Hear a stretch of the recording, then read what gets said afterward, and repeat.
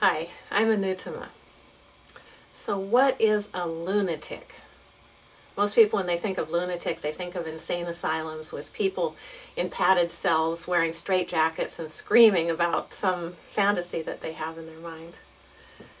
But if you actually think about everybody that you know, and perhaps even yourself, do you sometimes make really strange decisions or have really odd behavior?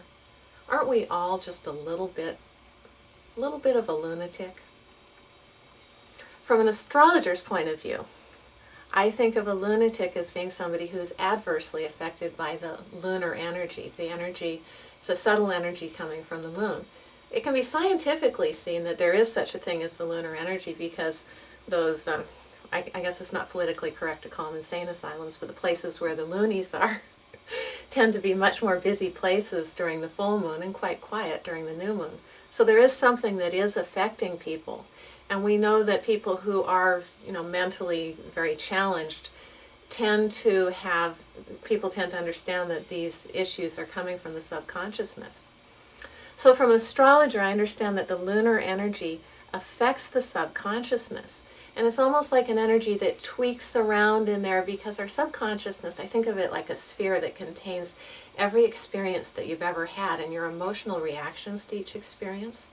So the lunar energy gets in there and kind of tweaks it up and says, hey, you need to be thinking about this a little bit. And it is stronger in the full moon. So you tend to, if you have obsessions or phobias, things like that, they tend to be, like I say, tweaked a little bit during when the lunar energy is stronger, which would be on the full moon time of the month, or even on a Monday, Monday is named for the moon all over the world.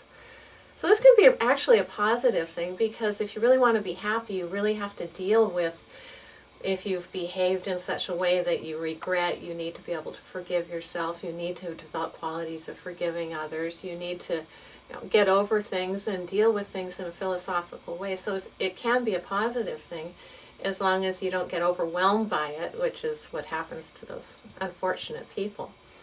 There are ways to make sure that the lunar energy affects you in a positive way so it's easier to deal with it. Ways to strengthen the lunar energy. One thing would be wearing pearls. That brings in the lunar energy in a very positive way. Wearing the color white. Or having things around you that are very soothing and peaceful. That's another, very emotional kind of music. Soothing, peaceful music. That's another way to strengthen the lunar energy in a positive way. So if you are having problems with obsessions or phobias, it's also a very good thing to practice meditation. And another really good solution pretty much to anything that could happen in your life is very simple. Just pray to God. I know that seems kind of almost trite or oversimplifying things, but when you think about what is life all about, what does make a lot of sense. So that's my little astrology tip for the day. I hope you enjoyed it.